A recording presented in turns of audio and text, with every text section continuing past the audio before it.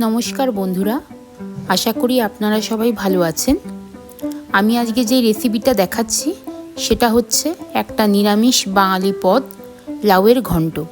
আমি এখানে মটরশুঁটি দিয়ে লাউয়ের ঘন্টটা করেছি। আমি আস্তে আস্তে দেখাচ্ছি, আপনারা দেখুন। আমার লাউ ঘন্টের জন্য প্রথমে আমি লাউটাকে আলু ভাজার মতো ঝিরিঝিরি করে কেটে নিচ্ছি।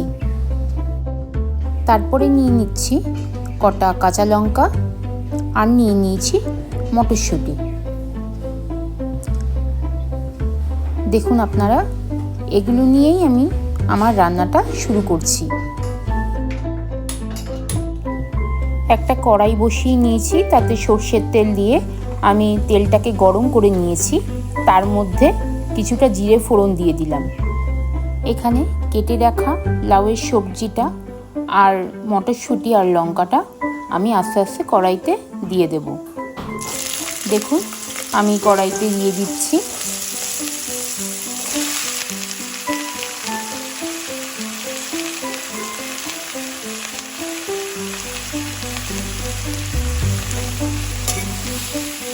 এবার একটু নেড়ে চেড়ে দিতে হবে।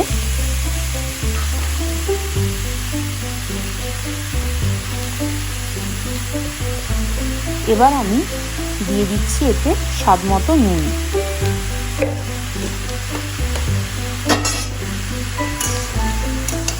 লাউয়ের তরকারিটাকে আমি একটু নাড়াচাড়া দিয়ে নিচ্ছি। দেখুন, লাউ দিয়ে জল বেরিয়ে এসছে। আমি এবার এটাকে একটু ঢাকা দিয়ে হতে দেব।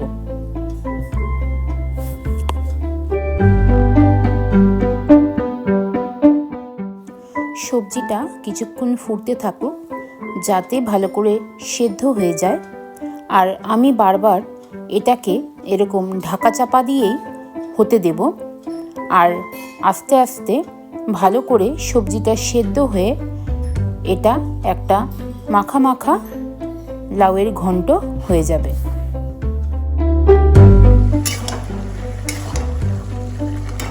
আমি এখানে দিয়ে নিচ্ছি হলুদ গুঁড়ো। জলটা লাউ থেকে ছেড়ে এসছে, তার মানে লাউটা সেদ্ধ হয়ে গেছে।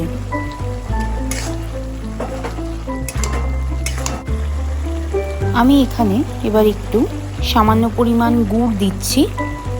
চিনির পরিবর্তে গুড় দিয়ে রান্নাটা করছি।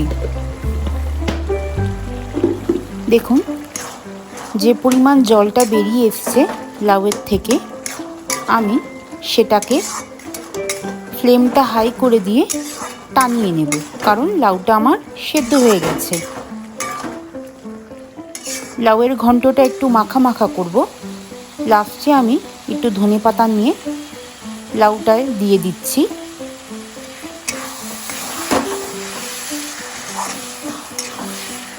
একটু নাড়াচাড়া করে নিচ্ছি।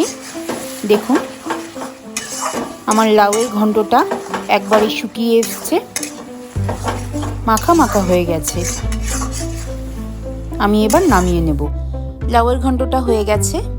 দেখুন, এখানে লাউয়ের ঘন্টটা আমি ভাত দিয়ে নিয়ে নিয়েছি। আপনারা ভাত বা রুটি যে কোনো কিছু দিয়েই খেতে পারেন, খুব ভালো লাগবে। ভালো থাকবেন। এরপরেও আমি আরও অন্যান্য ভিডিও নিয়ে আসবো আপনাদের সামনে। আর আমার এই ঘরোয়া রান্নাগুলো যদি আপনাদের ভালো লেগে থাকে, তাহলে আমার পেজটাকে একটা লাইক করবেন আর সাবস্ক্রাইব করে দেবেন। টাটা।